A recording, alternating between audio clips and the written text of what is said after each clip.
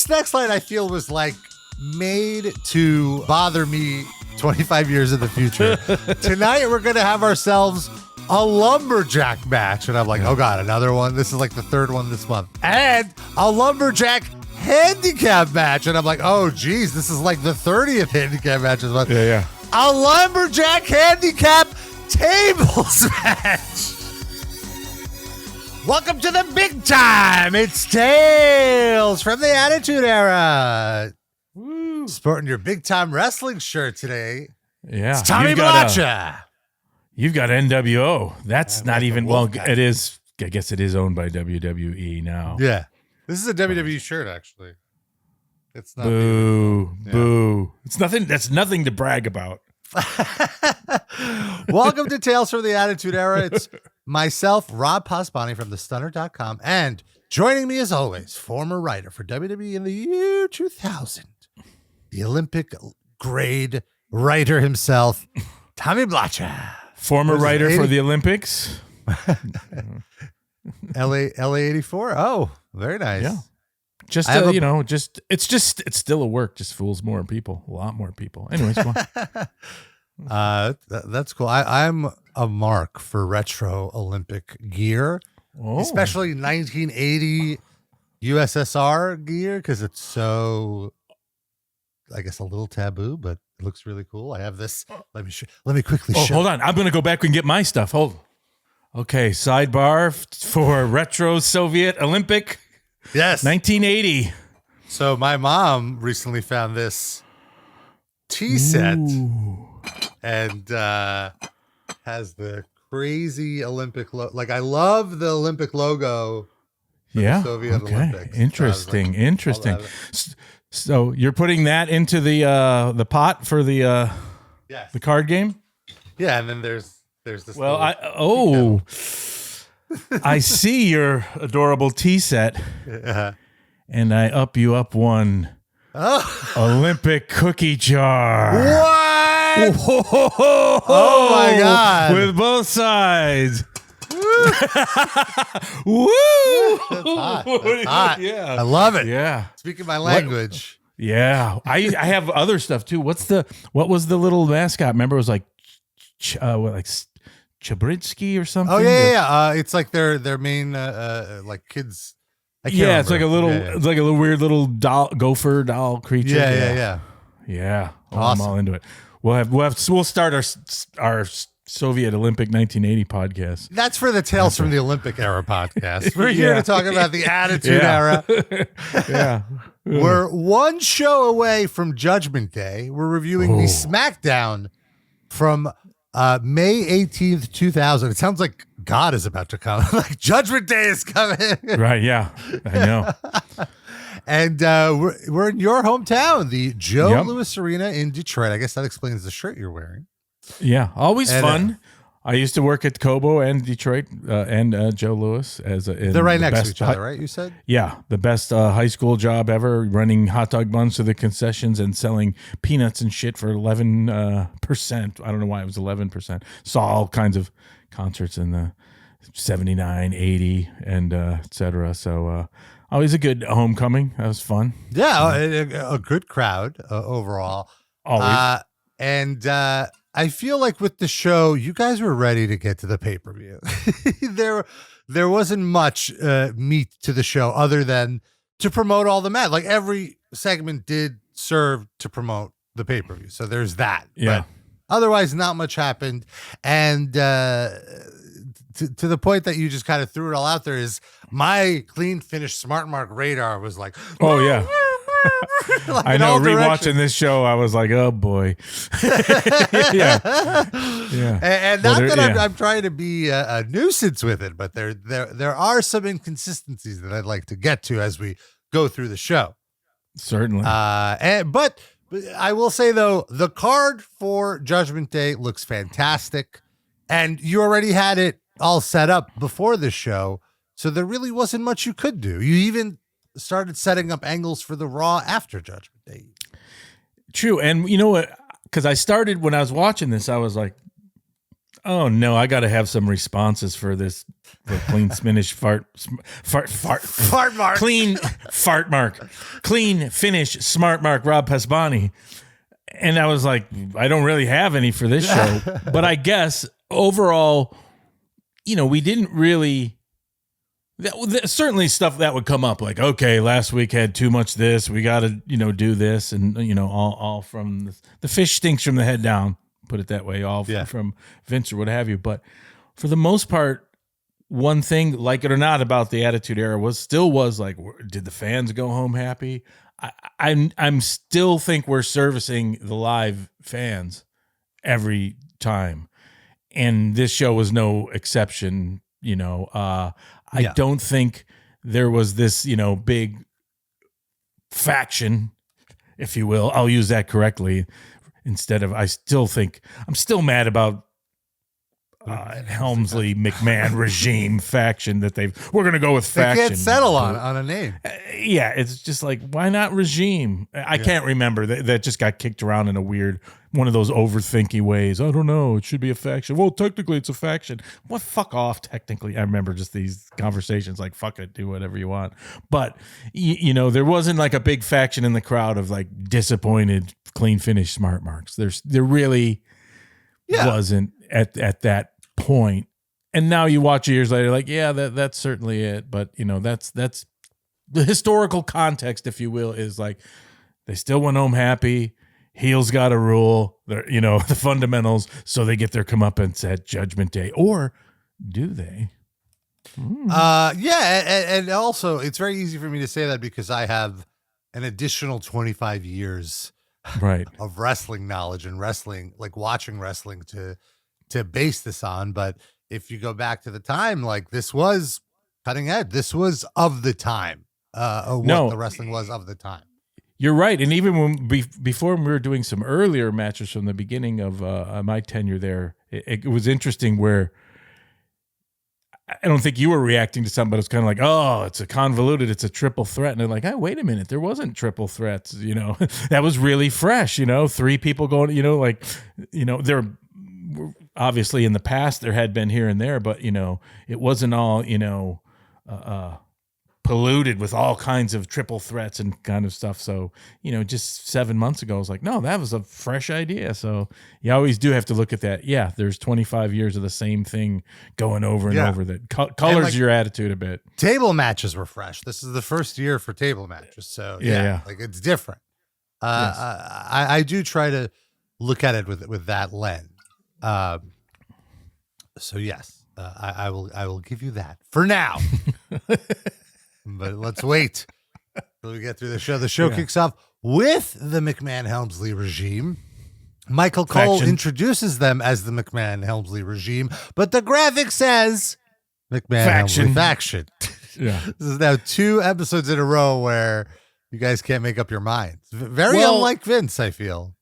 Here's the thing you have to remember with all this stuff. It's not like we can't make up our mind. It's a lot of like, someone says something or Vince says something. Oh, it should be faction.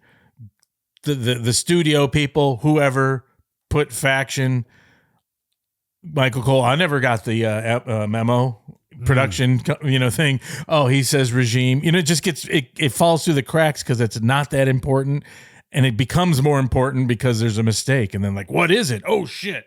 So it's one of those things that just goes to show you how much flying by the seat of your pants, the production, while the machine always works great, there's things like this. It's just like, oh, shit, right. And there's, if you went through, I'm sure there's so many graphic faux pas. Ooh, wait, how was that spelled? Or this or that? Also, I feel like with this promo in general, like as much as I love Patterson and Brisco, I'm getting a little sick of the McMahon-Helmsley. We've talked about it previously, but it's like it's getting a little much. So I'm curious to see how you kind of move past it, although I'm not sure you quite do just yet. There's still a little more time to go. Yeah. Well, there's a thing. What's the concept? The Peter principle. You've heard of the Peter principle? No, what's that? Peter principle is you go like, well, it kind of relates. It's more in people like in jobs. Let's say in a football coach, you'd be like, oh my God, this guy's a great linebackers coach. Oh God, this guy's a great defensive coordinator. And this guy is a head coach.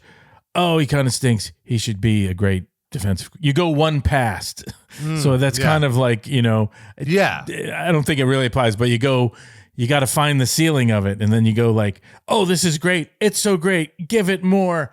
It's too much. Pull it back. Right. So. We're almost at the ceiling here. We're like the walls are closing in. Yeah. On the Pat Patterson's head is through the roof, looking around. Like I think my head's through the ceiling. Yeah. And also, you know what? And frankly, sometimes I make this mistake too. We all do. Like we talk conceptually. Like anything, it's when you have a sort of a flat performance or segment that colors it too. You know what I mean? So sometimes it's like if the segment was explosive and something happened and it was great, it's like, yeah, more. But sometimes like, oh, that was a little flat for whatever reason, and that's like that in sports, and wrestling's no different. Like, ooh, that didn't really work. It wasn't exactly because it didn't maybe work conceptually, just wasn't executed well, or something happens like, and it happens in matches all the time. Timing was weird. Sometimes it's like, I talk about that before in like writing comedy sketches. If you write something for SNL and like that's a good sketch, and then like the actor can't find the cue cards or something, and like, oh shit, that just it's going terrible. And then it's like, oh, who wrote that? The jokes were bad. Like, no, not necessarily. You know what I mean? So same things apply. So I think that's fair to say that this wasn't a bad opening segment. It was just a flat opening segment. Like there wasn't crisp. Yeah. So everyone's in the ring. It's Triple H, Stephanie, Shane, X-Pac, Road Dogg, Pat Patterson, Brisco, Vince McMahon. A lot of non-wrestlers in the ring too. And Stephanie starts by going after Jericho and says that Benoit and Hardcore Holly will face Chris Jericho and a partner of his choosing. Now, this is immediately where my smart Mark-ism goes off, because if she hates Jericho, why is she giving him the choice to pick a partner? Why not pick, I don't know, Funaki for him or something? You know what I mean? Like pick someone low on the totem pole for him, or the handicap. Well, I mean, I know the non-kayfabe reason why. Well, I'm also going to like cut to young Rob Pasbani in the audience questioning this, and then someone next to him going, "Ooh, I wonder who it's going to be." Okay, fair. There's some intrigue there. All right. That's a mild criticism. Yeah, that is the time-honored mystery partner. Right. You do want to create teases for the hooks for the show, and that's really what the segment was about: is to announce the card for the rest of the show, and of course, hype up the pay-per-view this Sunday. To your point, to start off, WWE right now is very much still a live event company. Live events is where they make the bulk of their money. TV rights deals were like nothing. The TV rights deals that they got basically just covered production costs and flights and all that. They didn't really turn that much of a profit on the TV rights, but they did turn profits on the live events. So that's what they cared about.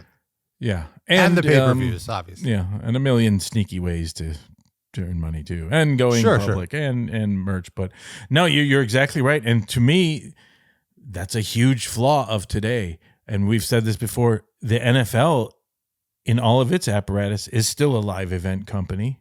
It still services the live event. It's different because the live event is a game, but it's still with that crowd. And I think the more wrestling moves away from like, oh, this is, and it happened in drips and drabs when I was there. I started to see where like, oh, the show isn't really tailored towards the live audience. And sometimes it would be like SmackDowns or whatever. It'd be like, oh, okay, people are at a commercial break, in the arena. Oh, okay, we're going to move this segment because it wasn't timed like Raw, live, which had, which serviced the live crowd. And you'd see people go flat and like, what's happening? And like, oh, are they following the narrative? Like, oh, it won't matter because it'll be fine in the edit or what. Just things like that. And I that's a big problem I have with wrestling now, is kind of like, oh, they think they're servicing the people at home. which is like football doesn't do that, even though that's the bulk of their money or what have you. They still, and they're commercialized still, but they still kind of like that excitement is from that live event. And sometimes, you feel that's not there. Does that make sense to you? Absolutely. Yeah. What I think the worst example of that is when they do an entrance. I was recently at a WWE live taping. They do an entrance. The person gets their big entrance. Everyone is so hyped. Then literally they black out the lights and it's a commercial break and the wrestler stands in the ring in the dark. You completely kill the momentum. Why? I mean, I know why you're doing a tease for the TV audience, but you still want the live audience engaged. It's I don't know. They're serving the wrong master sometimes. Yeah. No, and in this and there's some cheap Detroit-ism heat in this particular show that I thought was great and worked very well. And you still service that local thing more. We're in this town, and those are time-honored things that all sports do. Like, oh, it's about being in this town and talk about this town, and not just like it seems a little bit faceless now, so to speak, Well, now they just do like the cutaways to the drone shots of the downtown of the city or whatever, Right. That's how they do that. But yeah, I agree with you. So Stephanie books the Chris Jericho match. Then Shane grabs the mic. He says he's in a bad mood, and he announces that he'll be taking on Big Show this Sunday in a no DQ match. The crowd once again chants Shane's a pussy, and Shane thanks them for the compliment. He says he's not afraid. He's getting pumped. He says, why wait until Sunday? Tonight, they're going to wrestle one-on-one in a regular match as a tune-up for the pay-per-view. Then Triple H shows the footage of him being put through a table. There's a Rocky chant. There's an asshole chant. They interrupt his message, so he says, since you were so rude, I'm going to start again. And that gets good heat. Made me think of what you were saying about how he should have just, taken even longer with his promos. Yeah. He notes that in the Iron Man match, a fall could be decided by pinfall, submission, DQ, or countout. A little foreshadowing here. And if there's a tie, Rock remains champion. But there will be no tie. There will be no happy ending because one more time, he'll prove I am the game. And I will be the undisputed champion because I'm that damn good. Oh, double catchphrase. Vince takes the mic and says, very inspiring. What were you going to say? You might as well. In retrospect, I thought I can't think this was brought up, but it was like, it's part of the problem sometimes, like we've said before, for me, is like, now I hand you the microphone. Now I hand you the microphone. Now I hand you the microphone. When I thought, like, gosh, Vince should have just started and been like, and my daughter, what you've put her through, and then like have her, acted as the announcer, have her say stuff, and because you're just kind of waiting for Vince out there, you know what I mean, to speak. All due respect to everyone involved, but it's like, all right, and then his stuff was kind of like, so this was a long, I'm going to be a smart promo or clean promo, good promo, smart mark. I don't know what I am, but it's kind of like this was a long promo. Yeah, unnecessarily so. Yeah, and I mean, we're just starting with this long promo era, so it gets way worse in a few years. Although you're gone by then, so it's not your fault. Right. He says, my charming wife made a lot of decisions recently. He talked about Foley, talking about a bunch of stuff in the last year. But then he questions the wisdom of his wife making HBK the special guest referee. Vince reminds everyone that it's Shawn Michaels who started DX and that he's very volatile. Vince hopes that Shawn Michaels uses good judgment or else. The only way The Rock leaves with the title, Vince says, is if Rock makes a deal with the devil. And tonight, frankly, the devil is busy. I guess he has the devil on speed dial. He knows what he's up to all the time. Yeah. I was a little disappointing because it's kind of like, it was so teed up for something like Vince McMahon making a comment about the devil and a deal. Yeah. And then the devil's busy. Like, oh. Yeah. It's just like, oh, I should have been something better. The devil is away from keyboard at the moment. Yeah, AFK. or I haven't, or inferring that he's the devil. He'd have to make the deal with the devil, and I haven't heard anything yet, or whatever. Something, I don't know. It just was like, I hate to be that kind of retro 25-year later dickhead, but it was like, oh, this was a little, happens. It was a little flat. Yeah, let me be the dickhead. Okay. Well, this next line I feel was like made to bother me 25 years in the future, because it's like everything I've been criticizing the last few months, but I didn't want.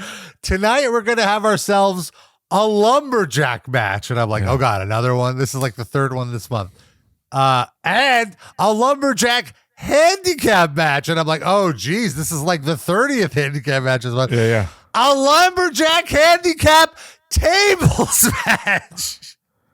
But you don't feel like that's when it got good again? No. I mean, that's when I was like, okay, at least it's a tables match. Yeah. And but it's just funny that he added on, like, this is over stipulated, and it's going to be a lumberjack handicap table match, which will see the Dudley Boyz on one side and the Rock on the other. All right. So the Rock has to wrestle a few days before his pay-per-view match, but Triple H does not. I think actually, quite literally, all that was kind of brought up in kind of kicking this around. And I think part of it, at least my opinion was like, yeah, make it super. If you're going to make it fucked up, make it super fucked up. Because a lumberjack, man, if you would have left it at that, I'd been like, oh. But since it's like a 3 things, maybe should have like put a 4th thing in there. What would be and the 4th I'm thing? the special guest referee. There we go. Like 4 things, like, but well, that's the segment. That's the opening segment, but it took about, I want to say 10 minutes to get. Oh, I think it was longer. Yeah. I bet it was 15. Yeah. And the UPN guys are like, come on, guys, we got commercials there. Before we get to break, Crash knocks on the APA door. There's a sign on the door, still under construction.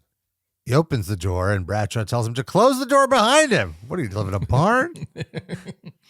And the bit is that Crash asks APA for protection because due to the 24/7 rule, he hasn't been able to get any sleep. He's too freaked out to sleep, and he's very tired, so he's paying them to do security so nobody pins him while he sleeps. And of course, APA, they're totally fine with it, and they send him to the corner, so he sleeps on the floor in the corner, which is a great recurring bit for the show.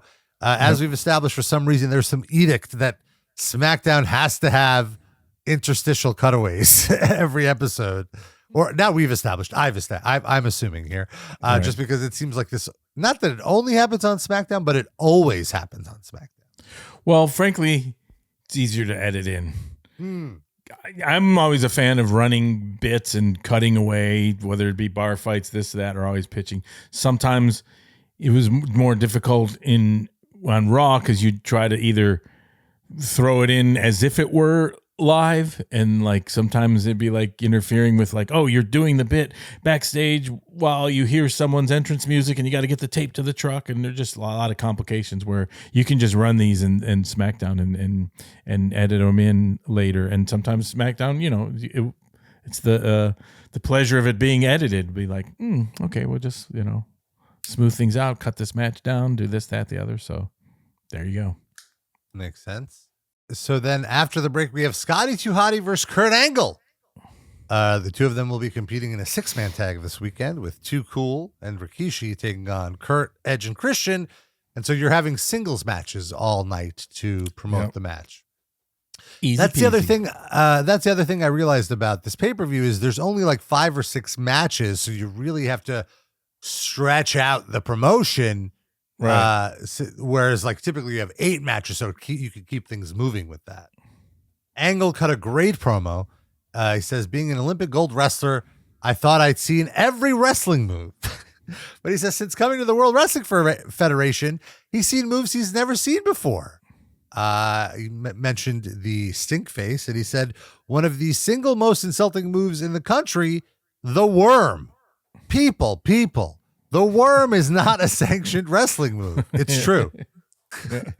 If your Olympic hero would have used the worm in the games, the United States would have come in last behind Guam. You wouldn't have your Olympic hero, and you'd be forced to cheer for the Detroit Tigers.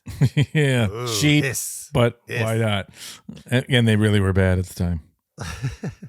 And this brings up a question from one of our favorite attitudinals, PMFG, who asks, shouldn't these cheap heat promos be done on the house shows / before the show / during commercial breaks? Why would any fan watching at home hate Edge and Christian or Kurt Angle because they're saying, the local town sucks? We're not from there. Now, I vehemently disagree with this guy. And let me tell you why. See. Would you watch the Baltimore Ravens versus the Cleveland Browns and be like, oh, the animosity between the two towns, the color of the fandom in that particular, you homogenize the product otherwise. Now, cheap heat can be shitty, but in this case, Detroit's my hometown. You have to remember, and again, historical context, the Detroit Tigers at the time were legendarily bad. So you want the reaction from the crowd. It's about feeling the energy of this performer being hated. If it's done poorly, it's done poorly.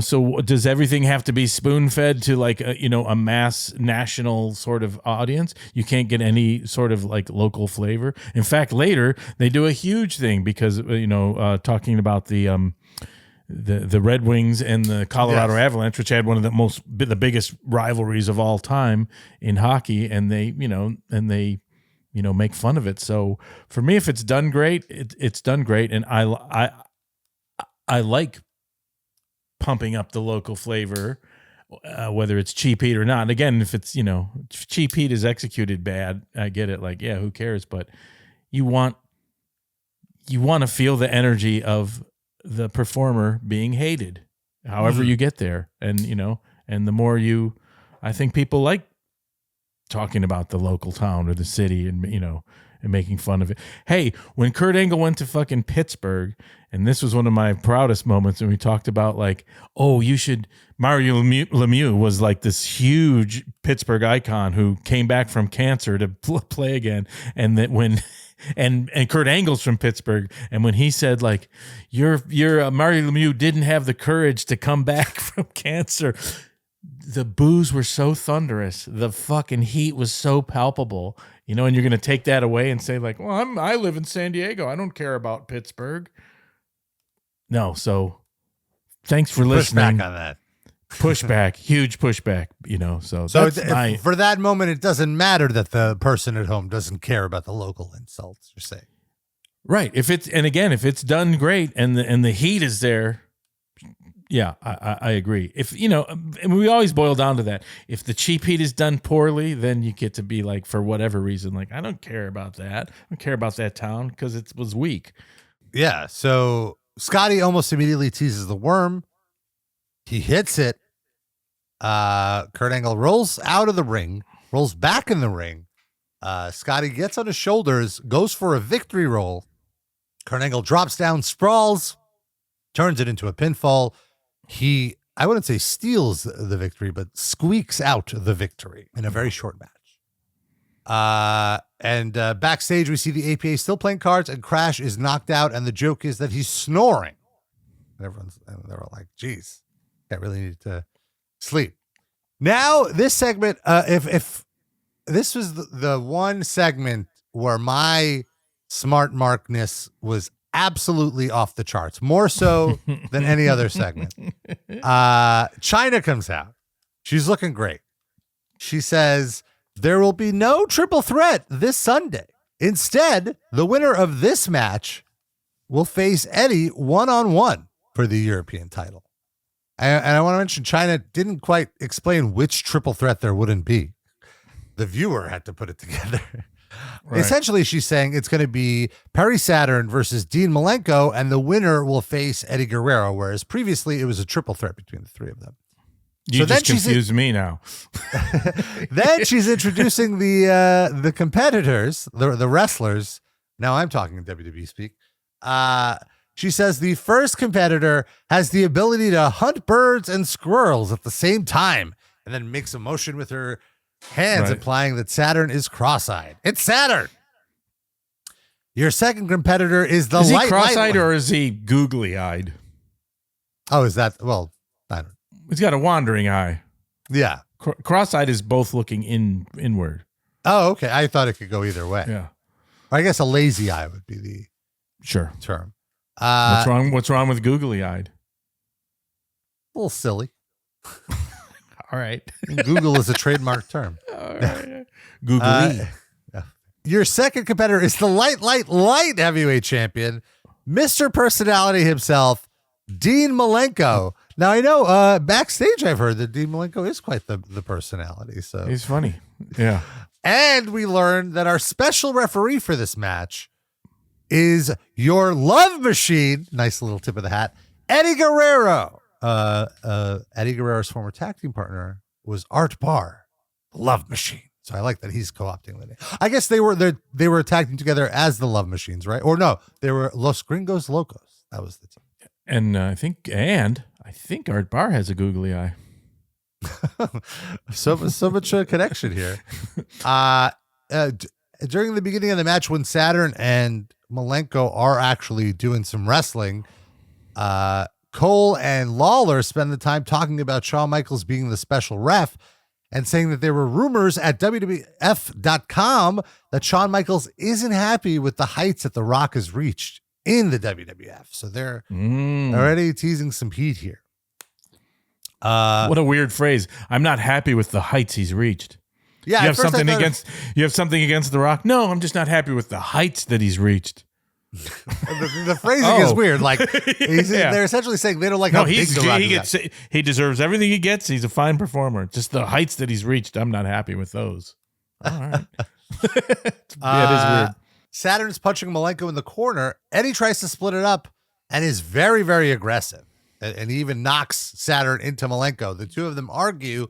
At this point, Malenko has a moment to grab the light heavyweight title and smack Saturn in the head with it, knocking him down right in front of Eddie. Eddie grabs the title. He's like, what are you doing? And then he blasts Dean. And he calls for the double DQ.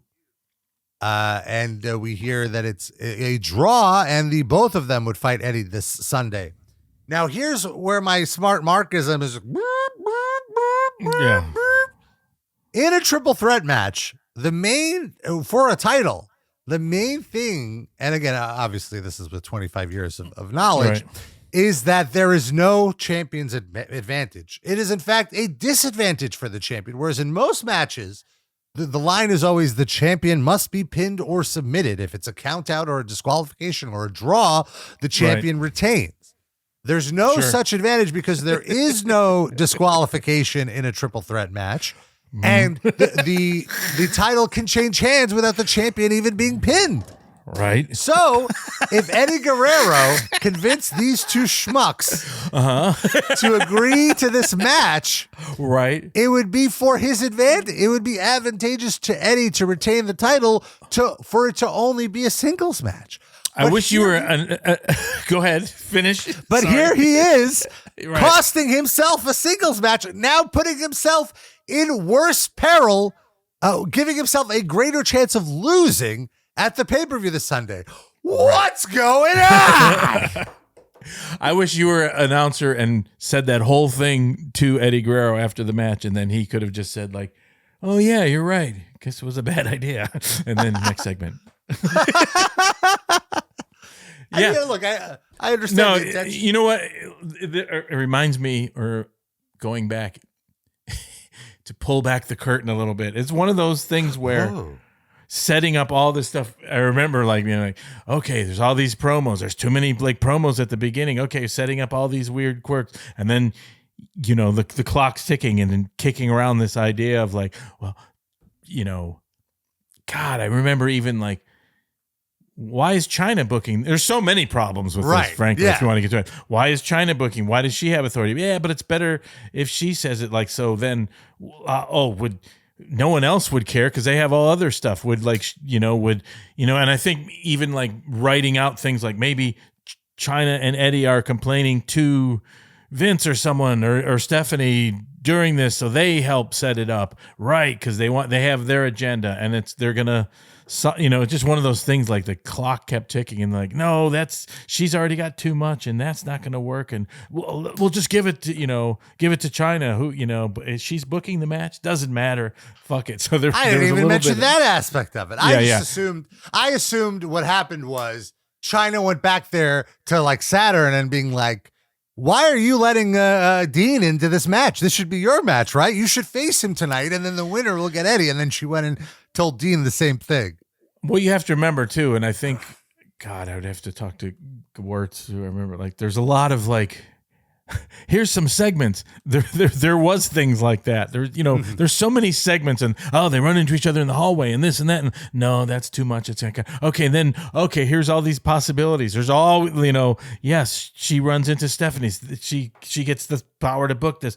They'll do this. Here's the, for everything you see, oftentimes there was 4 or 5 other ideas or scenarios and how it played out, and then it's the last minute, like, okay, it's too complicated, because if something's gonna be a little dicey or shitty, just fucking say it and get it over with, as opposed to like overcomplicating it. So I think it ended up with one of these, like, fuck it, just like, Chyna will come up, people will love to see her, she'll do the thing, and there you have it. And and then it's one of those things, like you said, hey, the more you stop and break it down, it's fraught with problems. Yeah.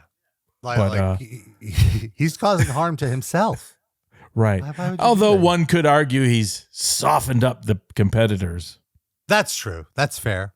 And he's then cocky enough where he thinks he could beat the both of them. Sure. Perhaps. And then they could have been like, oh, I never had the authority to fucking have it a singles match anyway. Ha ha. Oh, that'd just be even worse of a fucking complication or whatever. Yeah. You know what I mean? So it's just like, get past it. Excitement. No, but I'm in agreement with you. Yeah, it's dicey. Yeah. It's sketchy. Yeah. Yeah, because sometimes with the smart mark stuff, it's just like me, joking around. Yeah. But like this, it's just so blaring, Yeah. Then we have Grandmaster Sexay versus Christian.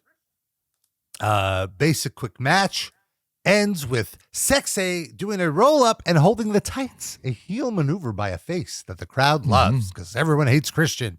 Yeah. And so now in the in the standings, Kurt Angle's side has a victory and Sexay's side has a victory. And we're going to have the rubber match, the so-called rubber match, a little later on in the show. Backstage in the APA office, the Ho, who won the hardcore title on Monday, is there. She's very nice to the APA, a little flirty. And then she tries to grab a chair to hit Crash with, and Bradshaw stops her and tells her to take her shapely ass out of there or something like that. And to show that they are men of their word. If you pay them, they will, of course, protect you. Then in a shocking surprise, Val Venus is back. And we get a bit of a worked shoot here because Val says, for the last 2 months, the big Valboski has been suppressed by the McMahon-Helmsley regime. And he says regime. Yeah. Because week after week, he heard the same excuse. Val, we have no plans for you. Which I'm sure is what he had been hearing the last few weeks. He has not, if he's been on TV, it's for a quick loss. He hasn't had a story in a while. Right. Well, as of tonight, the big Valboski makes his own plans. Val challenges the winner of the Judgment Day Intercontinental title match between Jericho and Benoit to an Intercontinental title match Monday on Raw. Chris Benoit's music hits. He comes out. He says, whomever wins the IC title match at the pay-per-view. And then Benoit says, whomever, there's no doubt I'll be champion this Sunday. I like, by the way, the proper use of grammar. Mm-hmm. Whomever. He says, He says he's going to be the champion on Sunday, and not only will he accept Val's challenge, let's do it right here and right now. Chris Jericho interrupts. He says, there's only one problem, Chris Benoit. You might run into a roadblock. You might run into a wall, because after you experience the walls of Jericho, you'll go from the crippler to the crippled. The only way you will properly walk is if you cook Chinese food. And then Lawler and Cole have to butt and be like, get it? Walk, Chinese food, walk. Like, yes, we get it. Relax. You know, a joke is doomed for failure when you need the announcer like, get it? Walk. So Monday, it'll be the Big Lebowski versus the Big Bad Mama Jamma. I want to say the Big Lebowski is a very current reference for the time. So kudos to Jericho for that. Hardcore Holly. Did that take the stink off the terrible walk joke?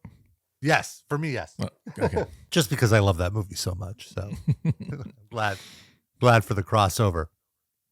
Hardcore comes out. He tells Chris to shut up. If anyone deserves a title shot on Monday, it's Hardcore Holly. And at that point, Jericho says, well, I had to pick a partner. It's going to be Val. Let's have the tag team match right now. And the match happens. Jericho locks in the walls of Jericho on Benoit, and then Hardcore Holly comes in and does an absolutely disgusting chair shot to the head to Jericho, helps Benoit up, gives him a chair shot too, and then hammers at Benoit's leg with the chair, maybe setting up a little handicap for Benoit for the pay-per-view. Guess we'll see. Don't say handicap. Fair enough. Use a different word since you're so averse to handicap matches. Edge, Christian, and Kurt Angle come out. Christian is in a Red Wings jersey. Beautiful jerseys. Beautiful logo. Love the best uniform in all of sports history, as far as I'm concerned. I think the Avalanche have a really nice logo too. I feel hockey in general have the some of the coolest logo. It's hard to say because there's cool ones in the NFL too. Like the Falcons is maybe the most perfect logo, I think. No, Red Wings and Avalanche. Red Wings is Red Wings is great. Yeah. Red Wings is up there. We'll edit right after the Red Wings. Yeah, beautiful. Yeah. I do, and the name is really cool too. Yeah. And we're not going to let you fans down. This week's pose is one of the NHL's greatest moments. And I have to say, hockey was pretty big, pretty mainstream at this time, because I feel like I even followed it because my friends were so into it. Going back to our friend PMG, is that who it was? PMG? Yes, PMFG. PMFG. I like the house show energy and heat. And you do have to bring in the historical context again. This was arguably one of the greatest rivalries in all of hockey. It exploded with all these like crazy fights and what have you at this time. And Detroit is like hockey town, and this arena specifically. So, you know what I mean? It's kind of like if you had a wrestling match at Fenway and you said Yankee stuff, my God, that would, be huge. It's that huge. Yeah. So that you're farming that energy. And I think that's sometimes what's missing, and I would say, and not to bag on PMFG, but that's almost like one of the new corporate presidents of WWE would say, like, doesn't this have to be for everyone? And a lot of things get diluted when it's like, you can't be everything to everyone. It's like, yeah, get that local heat, and this segment kind of shows it. It's just a dumb segment, but the crowd was so hot because you just got to mention, this rivalry. And I feel like WWF in general would always want to bring in pop culture references. And like I was saying, hockey was so big in this moment. I was watching hockey. I'm not even a big hockey guy, but it was one of those things where with my friends, I would agree to watch hockey with them if they would watch wrestling with me. And then they really got into wrestling, and I kind of didn't get into hockey. So, oh, boo! But I played hockey. You didn't a lot. Keep up your end of the bargain. Yeah, I didn't keep it up. You on the ice? Oh, I would have loved to have seen that. Like a big. Well, I would play. See, I was too chicken to get on on. Well, it would be roller hockey because we live on the mean streets of New York City, so we just go to a playground and play. But I would just do goalie in sneakers. Because nobody wants to play goalie.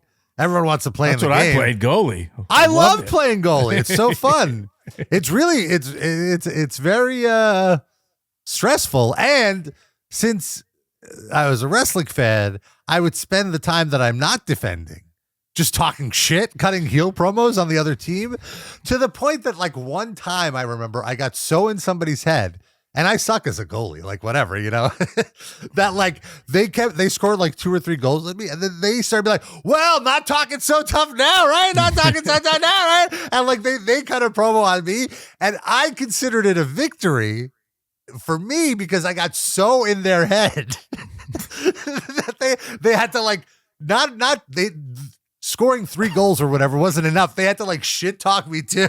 Yeah. You needed to finally make your way to wrestling, because I could see you if you were on a real hockey team on the ice and you go to what are you smiling for, Pasbani? You let in 3 goals. I consider it a victory, coach, because I got it so inside their head that they're like, get this fucking kid off my team. No, coach, you don't understand. Yep. You needed to go to wrestling. Yeah, I get it. No, coach, I won the mental game though. So anyway, you should have been a defenseman. Put you out there with that big gangly reach, a big moose on skates out there. Yeah. I always prefer doing defense. For sure. I've been thinking about getting some rollerblades. A little off topic here, but it seems like a good workout. Been thinking about it. That's about as far as I went. Hey, Rob, what are you thinking about? Thinking about buying some rollerblades. Oh yeah, where are you gonna get them? Oh no, just think. Oh, I'm not that far into my thought process. Modell's shut down. I have nowhere to go now. There's no other sporting goods stores around. Amazon? Don't rush me. No. I need to try them on. Anyway, Edge, Christian, and Kurt Angle are in the ring. Christian's in a Red Wings jersey, has a goalie helmet on, and he says, for the fans here, it's called a goalie mask, by the way. Goalie mask. Goalie helmet kind of like outs you as a what? Yeah, that's like the 3 in the Glorious Bastards. Like, wait, excuse me? Yeah. Excuse me? Are you from here? He says the 5-second pose this week is for one of the NHL's greatest moments. And then Edge opens his trench coat to reveal an Avalanche jersey, which, like you said, was the main rival of the Red Wings. What was the original? Was the Avalanche originally at Hartford? What were they? Oh shit! They were the Hartford Whalers. Oh my god! I can't believe you're. Yeah. Oh, look at this! Look at this! Yeah. See? Yeah. I know things. There was a logo, Hartford Whalers. Yeah, and Whalers is a great name for that H with that W. Oh. So good. The tail is the W, right? Yeah, that's a logo. That was great. And so he has the and you know what? You're wrong. Oh, fucking Quebec Nordiques. No, I can't believe you didn't know that. Yeah. Well, you've stunned me. Yeah. Yeah. Oh, but that was a good turnaround too. I can't believe. Yeah, Quebec Nordiques. Yeah, with the fleur de lis, and that was a logo. Really weird with that like igloo with the strange hockey stick coming out of it. Uniforms are beautiful. Logo was a little odd, but I loved it. So big heat for the Avalanche logo jersey reveal. And the joke, of course, is Christian's playing goalie, and Edge easily scores a goal on Christian as the goalie. It's Rikishi versus Edge. It's the rubber match. And just to also not bag on PMFG too much, I think this one worked because of the extreme rivalry and the town. And like I said, if you were in Boston, Fenway, and you made Yankees references, but to defend what he said, I've seen it done shittily, and that's where the phrase cheap heat comes from, is when you do it and you shove it down the throats and it's not good, and it's got like crummy house show. But even in, I don't know, a house show, even they would boo at it, be like, oh, that's just cheap. If it's done poorly, I agree with him, but yeah, this wasn't the case. I don't think. No, this was great. The whole match is basically building up to the stink face spot. And as Rikishi is teasing it, Christian takes off his goalie mask and puts it on Edge to block the stink face. Yep. Brilliant. I loved it. I marked out for this. And after that, that was it. That was the end of the match. Everyone runs in the ring. It's a schmaz. I'm totally okay with the schmaz for this because you're setting up a 6-man for Sunday. That's where the heat. And then I'm like, oh, and then I guess it's time to dance. End of the segment. Nope. Edge, Christian, and Kurt Angle come back in, attack Too Cool and Rikishi, and then they try to do the dance segment, which double mark. Like, you're giving me so much here. Yeah. Like, this is so great. I love this pairing so much. It's crazy how in 3 weeks you've completely transformed Edge and Christian, and you've given Kurt Angle people to play off of, which is so important because now he's more ingrained into into everything. Yeah. Well, a good phrase, but I wouldn't say we've transformed him. I would just put it into found something that worked. And as often, it's so hard for people to express kind of personality or define a character as a baby face out of the gate. I've always said that. And you look at all the, Dusty Rhodes, whoever, great baby faces, The Rock, Austin, if you want to call him, he's a tweener or whatever, but everyone, Hogan, early Hogan, everyone was a heel at some point to, kind of define it, very few like Tito Santana, I think, Ricky Steamboat. Those are the only two I think of. Like, Sting. Yeah. Did he have a? Yeah. Sting. You're right. Yeah. Those were like, and they all had like, but the list is short. Yeah, very short. No, I agree. And so I think just like they just took to it, fish to water, and just like them with Angle was just like, it's like, oh, that works. That chemistry works. Boom. So it's more discovered, and the people involved, Kurt Angle, Edge, and Christian, are all like, they've come to this point in their careers where they were ready for it. So, sometimes it's like giving too much credit to the booking committee, if you will, of like, they've done it, and that's like we've talked before. That's the problem today. Sometimes is like I think people get into the system early and like, okay, what do I do? Where do I stand? Where's my lines? You know what I mean? That's, and they're not dependent, for them on themselves sometimes, or something isn't there to be discovered. Maybe I went too far in what I was saying and wanted to backtrack fucking 40 seconds and stop talking. No, but I mean, this is basically Edge and Christian's personality dialed up a little to be a little annoying, a little extra annoying. Yeah. Yes. So that was great. Great segment. And I'm hyped for the match. I'm curious how they all work together. Back in the APA room, Crash is still sleeping. There's a really cool production overhead shot. He must have got a camera person on a ladder or something. It looked very noir of APA playing cards while Crash is sleeping. Yeah. The smack of the night is brought to you by Metaform. From GNC, the science of building a better body. Nice. Which I love these sponsors of these things. It's like, what the hell is this thing? What was the one? God, what was the WWF at the time owned one back in the bodybuilding days? Oh, Ico Pro, of course. All right. Well, all right. Sorry. Come on buddy. Yeah, Ico Pro. Yeah. Yeah. There wasn't an ice cream. There was an Ico Pro ice cream? No. I love those ice cream bars. Oh yeah, very good, very good. Cookie on one side, chocolate on the other. Very nice, and vanilla in the middle. It's very good. Yeah. Need to bring it Was back. it? Was it really? Yeah.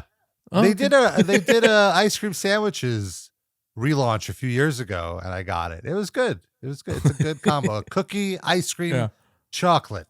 Good. All right. Yeah. Hard to fuck up. Hard to fuck up. Just have to have really inferior products, I guess. And I guess with the ice cream bars, what was cool about them is each box contained a trading card too. So it was like a little collectible you got. Didn't it get all moist and cold? No. Oh, the box did. Oh, okay. Yeah. The box, like you could like cut. It was like a not a cut, but like there was a cut to it where you could cut, pull it off, and it would be anyway. You know what? You're very articulate. And I know that you did some color today or the other day, and did some play-by-play at wrestling. But as far as explaining how a wrestling trading card fits in an ice cream box, you're the shits. Well, also the ice cream bar itself had a plastic packaging, so it's not like the ice cream. Look, I'm Vince McMahon, and you're get off the goddamn bar. Just shut up, move past it. What is he talking about? Brisco brings in Joe C, a character of the time, very much so, because Kid Rock was massive in 2000. Yeah, and before his right wing turn, although not that he wasn't right wing at the time, he was just apolitical, I would say. And Joe C was his kind of hype man, like a mascot, hype man. And he was a little person who kind of looked like a kid, but he was an adult man and a big wrestling fan, legit big wrestling fan. I remember. Well, what do you remember as a Joe C? Nice guy. I actually hung out with him, and actually he's a Detroiter. And actually, I knew. Shout out to Bernie Alamon, who was a little person that I grew up with. And I think they were, they had some common people they knew, and they both acted. And Josie, I hung out with him a few times in New York and stuff too. And I liked him. And he died not long after this. Yeah, it was very unfortunate. Like a few months. Yeah, it was. It was a drag. So Brisco brings in Joe C into APA's locker room. Brisco says, "This little kid wants to see you." Josie's like, "I'm not a little kid. I'm fucking Joe C. What the fuck is, he's cursing him out. And Brisco's like, "What? You're an adult?"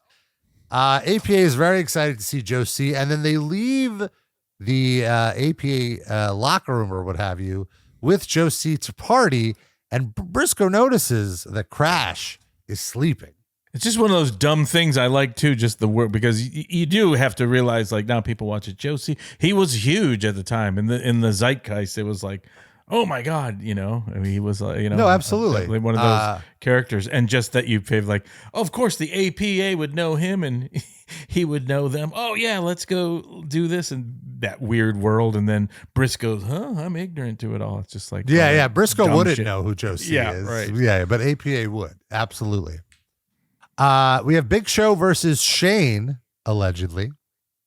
Big Show comes into the ring. Oh, and also we have to put that you knew what was coming.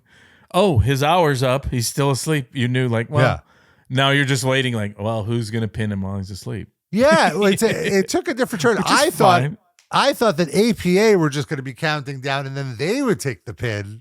But they don't care about titles. They just care about drinking. We have Big Show versus Shane. Shane comes out. He says he's misplaced his gear tonight, but he'll be there this Sunday. Instead, tonight, Big Show is running a gauntlet. And the first gauntlet is against T&A.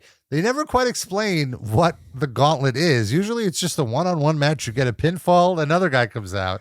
Yeah, but let's just go up there. Do you want me to scratch the surface? And there's more problems too, because there's always like, at what point does the Big Show go like, yeah, I'm not doing that? Yeah. Why is the Big Show still in the ring? Why the fuck do I got to do that? Then then you're like, well, you're under I'm under contract to do everything, or else you're fired. You're like, oh, all right. Yeah.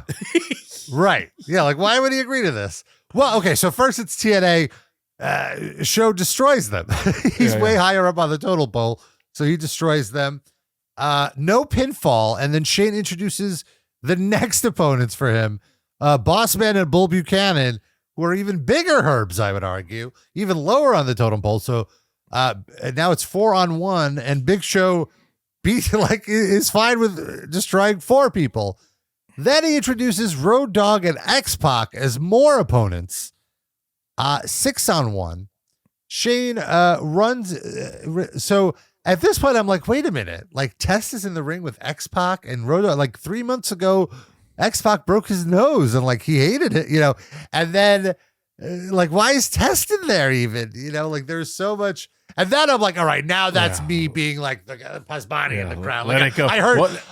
I heard your voice at that point. I'm like, I'll let that go. But like, well, and still, also no, you're not wrong, but also it's just the nature of soap operas too. Like, if you ever remember when soap operas were very big, things like that would happen all the time. Like, because you'd go over the timeline of the character's history, and it'd be like, oh my God, it'd be like all these impossible things would have happened, and like, oh yeah, we forgot about that. And you're not you're not wrong, but just like the lightning speed of storylines and what have you, and how you got to like. And again, sometimes, and it's not like these things were forgotten. A lot of times they're like brought up and like, oh, what's the way out of it? Well, maybe maybe they should have a segment where then they bury the head. Oh, fuck it. No, it's overcomplicated. You know what I mean? Just have Chyna book the match. Fuck it. It's fucking 4:30. You know? Yeah, we got a pay-per-view on Sunday. And so the big spot is that Shane runs in with the chair.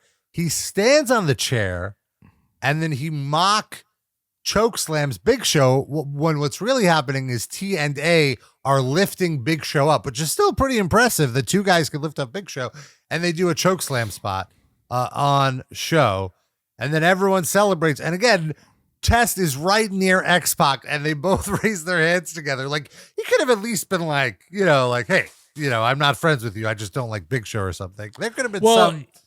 the problems are, you know, you can fix everything. In my opinion, you just have a thing of like, you just need some kind of segment at some point to be where Tess is like, you know what? I'm glad I'm not fucking marrying her or something, or, you know, and some back, you know, just shine some kind of light on it at some point, you know, and that was to me a problem with TNA and Bull Buchanan and all that. There was never like, oh, okay, so now is TNA currying favor with Shane to be part of, you know what I mean? So like, hey, if we're with Shane, then our time will come. Just something, you know, you never got a sense of that. They were just like, oh, they're just booked, you know, and they're just here.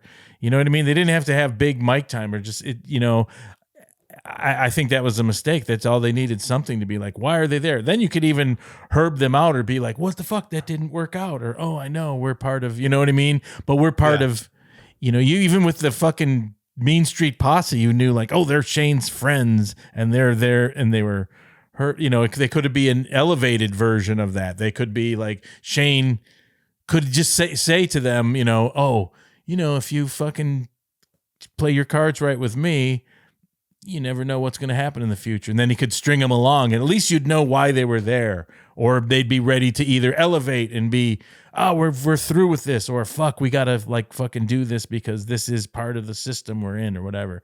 Just, you know, it didn't take that much. And I always thought something like that should have been done. And it just kind of never was, because the just flying by the seat of the pants was too fast. So that always made people wonder, like, well, why didn't they get over? It's like, well, you know, you kind of did them a disservice that way. You didn't have any idea of like what they were, and that makes them more. You're less of a herb if you're like, at least you're there for a reason. You know what I mean? And like, you're like, I'm getting fucked over, but fuck, I gotta stay the fucking course or whatever. You know, something. You just had. They were just there. You know. Yeah, agreed. Yeah, it made Tess look even worse. Yeah, but. It happens. Yeah. We're backstage. Gerald Brisco's with referee Jimmy Corderas, and they're like very quiet, tiptoeing into the APA dressing room where Crash is still knocked out. And the slowest, quiet, like a one finger pinfall. Yeah. The ref does a quiet count. I did love that the announcers, we had them be quiet too, which didn't make sense. But it was great. Why are they silent? Yeah. And then Briscoe does like a slow motion, like. Yeah. I really like that. And then they're slowly tiptoeing out when, of course, the referee trips over something, makes a big noise. Crash wakes up, chases Briscoe out into the ring. We have a hardcore title match in the ring. And Crash is throwing a bunch of weapons in the ring. All of a sudden, Pat Patterson comes out to distract Crash. They throw Crash into the corner. Pat Patterson teases a stink face Except this time, no skid marks on the underwear, thankfully. We've moved past them. And as he lowers his pants, Crash wakes up, strikes him with a nightstick in the butt. Very funny. But Brisco runs off. He's still champion by the end of the night. Are we moving past Crash Holly as the 24/7 champion? Maybe. This is leading to one of the greatest evening gown matches of all time. So I am excited about that. Which I believe is at the next pay-per-view. Backstage, Kevin Kelly interviews The Rock. Rock says Triple H has the plan of a lifetime, but it's going to fail. He calls out HBK. He says, whatever you think of planning, The Rock never forgets. Rock will walk out as champion if you smell what The Rock is cooking. It's main event time. The Lumberjacks are, in fact, the McMahon-Helmsley regime. Then, which really makes me think like, oh, you didn't even need to add the Lumberjack stipulation. It could have just been a handicap tables match. And they just come out, which they do anyway. At one point, you don't know that there wasn't different names pitched as to what this convoluted thing was. And again, it's goddamn 4:30. DX at one point just pulls The Rock out to beat him up and roll him back in the ring. And then at that point, The Rock and Dudleys are like, wait, why are we fighting each other? Let's fight these guys.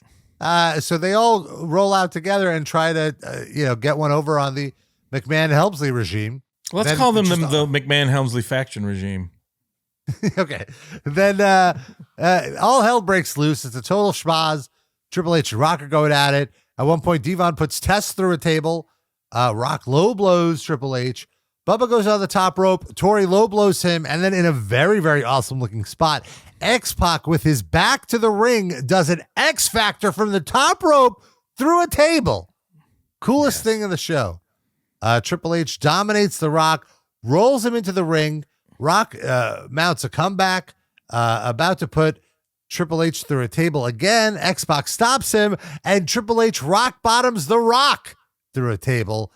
DX stand victorious.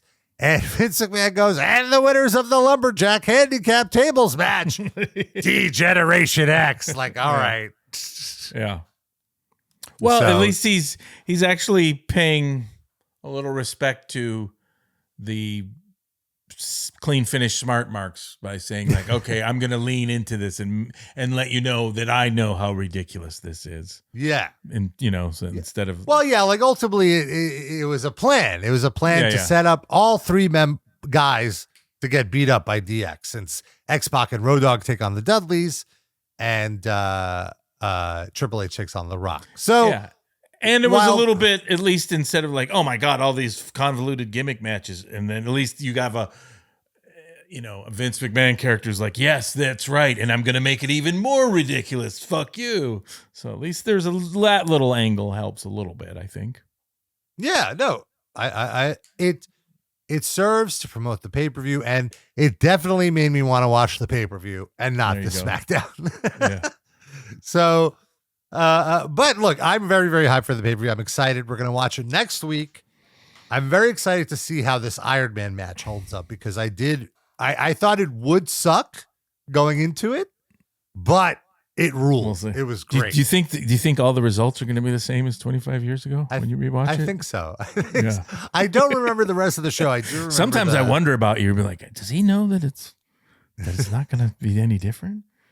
No. Well, like I mentioned last week, the Shawn Michaels Bret Hart Iron Man match was a bit of a disappointment. So I thought this might have been one, but it was way, way more exciting. Honey, do you think Rob knows that it's all going to be the same? I think he watches it. He's so excited, like he doesn't know what's going to happen. Well, I guess we'll find out next week. Oh, I sure hope Hogan beats Andre. Of course, we want to hear your feedback. What do you think about Cheap Heat? What do you think about anything? TFTAttitudeEra@gmail.com. That's the email address. Hit us up. TFT Attitude Era on Instagram, on TikTok, on Twitter. Until next week, we'll see you for another Tales from the Attitude Era.